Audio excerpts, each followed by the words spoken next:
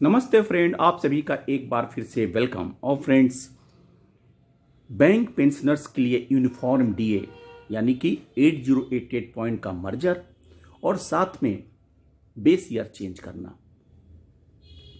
इसके लिए state bank of India federation के Shri general secretary Shri GD Nadaf ने यूपीओ के सारे कॉन्स्टिट्यूएंट्स को एक पत्र लिखा था और उन्हें आगाह किया था कि आईबीए जिस प्रकार से चर्चा कर रही है इस यूनिफॉर्म डीए के बारे में, वो बैंक पेंशनर के लिए हानिकारक है, न कि उससे कोई फायदा होने वाला है। एक सिद्धांत जो कास्ट न्यूट्रल की बात करते हैं। इस संबंध में उन्होंने जो इनका हिंदी वर्जन है जो पत्र का, जो उन्होंने लिखा है सारे लोगों को, वो मैं आपके साथ शेयर कर रहा हूँ। पेंशनर हेतु समान महंगाई राहत फार्मूला यूनिफॉर्म डीए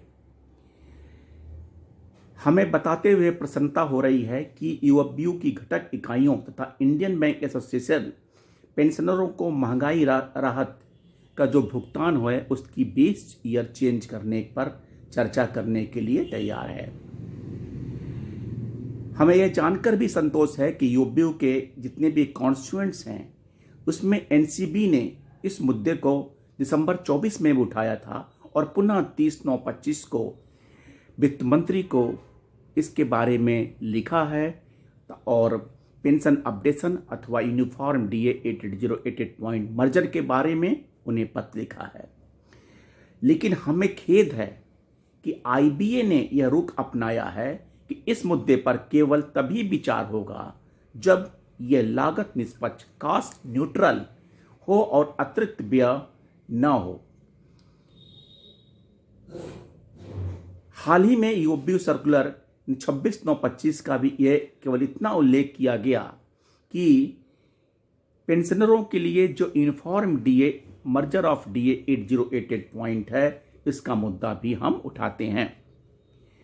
आईबीए का कास्ट न्यूट्रल प्रस्ताव केवल बेस चेंज करने से महंगाई राहत को निष्प्रभावी करना है, जो मल्टीप्लिकेशन फैक्टर को घटाकर किया जा सकता है।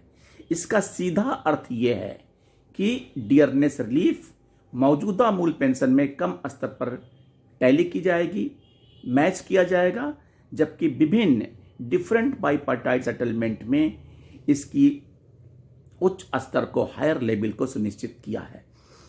यह अनुचित है। आईबीए का यह तर्क है कि पेंशनरों को और अधिक नुकसान पहुंचाएगा, यानी कि जो आईबीए चाहती है उससे पेंशनरों को लाभ न होके बल्कि नुकसान होगा। इस तर्कहीन प्रस्ताव का हिस्सा नहीं बनना चाहिए यूएफबीयू के कॉन्स्टिट्यूएंट्स को। महंगाई राहत का उद्देश्य इन्फ्लेशन से मैच करना है। जो इन्फ्लेशन से लॉस होता है उसको कंपनसेट करना है, जो सेवानिवृत्त यानी कि पेंशनर और बैंक एम्प्लॉइज दोनों के लिए समान है। इसलिए कास्ट न्यूट्रल से बचना असंभव है। निम्न उदाहरण से जो उन्होंने चार्ट दिया है उससे ये प्रकट होता है कि आईबीए की मंशा क्या है। कास्ट न्यूट्रल का जो फार्मूला इंप्लीमेंट करने के लिए कह रहे हैं उससे सीधा पेंशनरों को नुकसान होगा।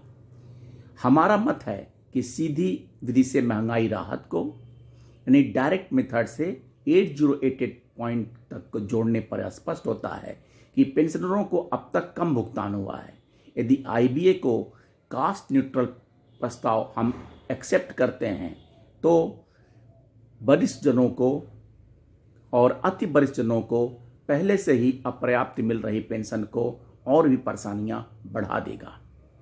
ये प्रस्ताव 31/10/22 से तक सेवानिवृत्त तथा 1/11/22 के बाद सेवानिवृत्त होने वाले दोनों वर्गों के लिए कम महंगाई राहत देगा, जो अनुचित और अस्वीकार्य है। उन्होंने सुझाव क्या दिए? सुझाव ये दिए, जो state bank of pensioner association उन्होंने सुझाव दिए कि आईबीए को कास्ट न्यूट्रल जो प्रपोजल है उसे सिरे से खारिज कर दिया जाए, अस्वीकार कर दिया जाए। यह पेंशनरों को दो वर्गों में बांट देगा, जो एज पर लॉ उचित नहीं है। कास्ट न्यूट्रल प्रस्ताव चर्चा हो सकती है बशर्ते ये सभी पेंशनरों को न्याय संगत और उचित लाभ दे, जस्टिफाइड होना चाहिए, जुडिशियस होना चाहिए। थर्ड था आईबीए की टाल मटोल नीति रोकी जाए, जो मतलब डिलेइंग टैक्टिस है आईबीए की, जो डीएफएस के नाम पर अथवा फंड्स के नाम पर किसी के नाम पर करते हैं, उसको पूरा रोका जाए। यह लाभ इंटाइटलमेंट की डेट 1 नवंबर 22 से ही मिलना चाहिए, क्योंकि बैंक पहले से बड़े मुनाफा कमा रहे हैं, उनके प्रॉफिटेबिलिटी पर कोई इम्पैक्ट नहीं है and they are earning a lot. हम यूओबीओ के सभी कॉन्स्टिट्यूएंट से आग्रह करते हैं कि वह एकजुट होकर इस प्रस्ताव का विरोध करें और आईबीए को इस मुद्दे का शीघ्र समाधान करने के लिए बाध्य करें। यह लाभ 1 नवंबर 22 से सभी पेंशनरों पे समान रूप से लागू होना चाहिए। हम पेंशनर आश्वस्त करते हैं कि यूओबीओ द्वारा इस मुद्दे पर किए गए किसी भी कदम में हम पूरा सहयोग देंगे। हमें विश्वास है कि न्याय मिलेगा। सादर आपका साथी जीडी नडक, जनरल सेक्रेटरी।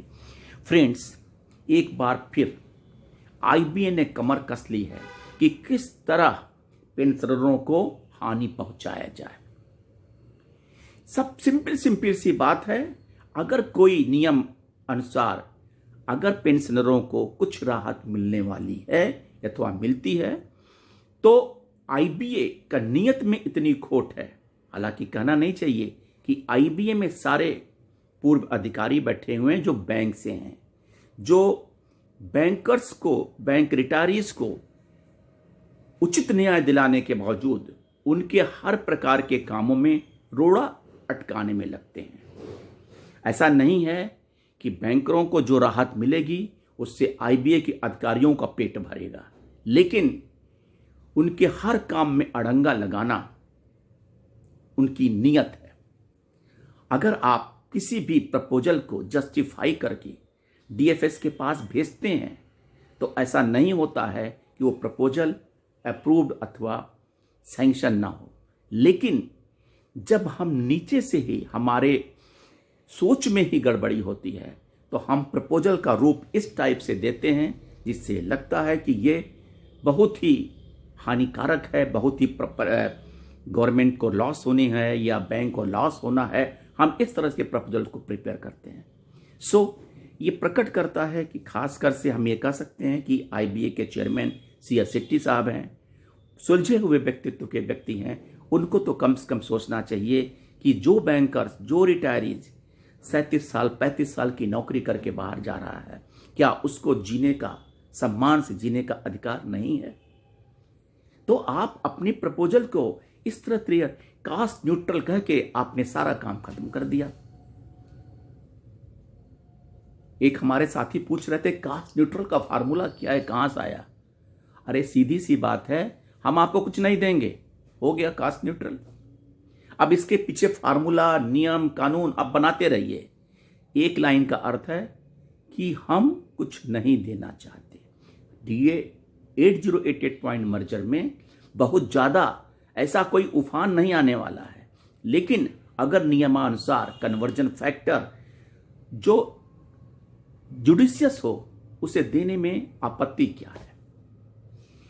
वेंकटाचलम जी से भी अनुरोध है कि महोदय कुछ तो पुण्य कर दीजिए, शायद आपके बुढ़ापे में या आपके अंत समय में काम आएगा। थैंक यू, नमस्ते।